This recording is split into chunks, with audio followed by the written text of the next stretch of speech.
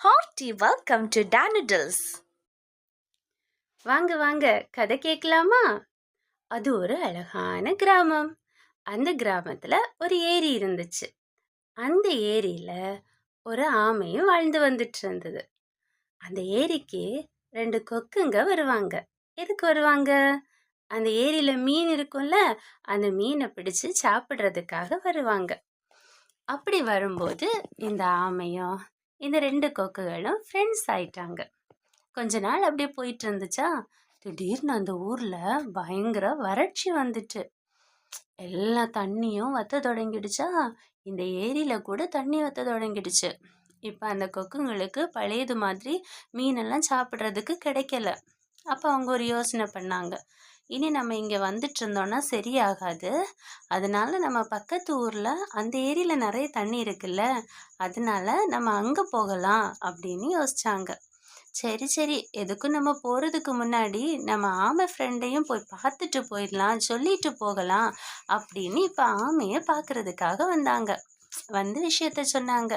நாங்க இப்படி எங்களுக்கு இங்க சாப்பிட்றதுக்கு ஃபுட்டு கிடைக்கல இல்லையா, அதனால நாங்க வேற ஊர்ல இருக்கிற ஏரிக்கு போக போறோம் அப்படின்னு சொன்னாங்க.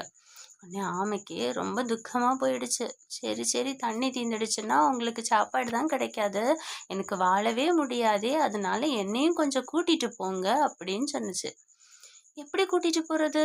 நாங்க பறந்து போயிடுவோம், உன்னால பறக்க முடியாதுல்ல, அப்ப நீ எப்படி வருவ அப்படின்னு கேட்டுச்சு. உடனே இந்த ஆமையும் கொஞ்சம் யோசிச்சுட்டு, நான் ஒரு ஐடியா வச்சிருக்கேன். ஒரு நல்ல திக்கான குச்சி எடுத்து அந்த குச்சியை நீங்க 2 பேரும் 2 பக்கம் நல்லா கெட்டியா பிடிச்சிருக்கணும். நான் வந்து நடுவுல கவ்வி பிடிச்சிருப்பேன். அப்ப நீங்க பறந்து போகும்போது நானும் உங்க கூட அந்த ஏரிக்கு வந்துடுவேன் அப்படின்னு சொல்லுச்சு. உடனே இந்த கொக்குங்க எல்லாம், ரொம்ப கெட்டியா பிடிச்சிருப்பேல்ல அப்படின்னு கேட்டுச்சு. ஓகே ஓகே, நான் நல்லா கெட்டியா பிடிச்சிருப்பேன் அப்படின்னு ஆமா சொல்லுச்சா. ஓகேன்னு ஒரு குச்சி எடுத்து அதுல என்ன பண்ணாங்க, ஆமையை பிடிக்க வச்சு 2 கொக்குங்களும் அந்த குச்சியை பிடிச்சிட்டு பறந்து போனாங்க.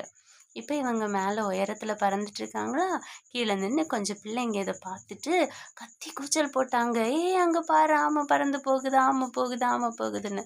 எல்லாரும் வந்து பார்க்குறத பார்த்து இந்த ஆமைக்கு கொஞ்சம் பெருமையாயிடுச்சு.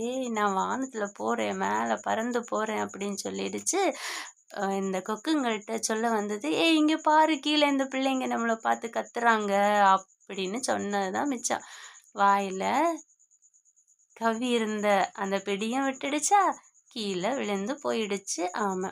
பாருங்க, நம்ம எங்க போகணும்னு முடிவு பண்ணிட்டோம்னா இந்த மாதிரி எல்லாம் இடையில கவனச்சிதறல் வந்தாலும் என்ன செய்யக்கூடாது, நம்ம அதுக்கு இடம் கொடுக்கவே கூடாது. கொடுத்துட்டோம்னா விழுந்து போயிடுவோம்.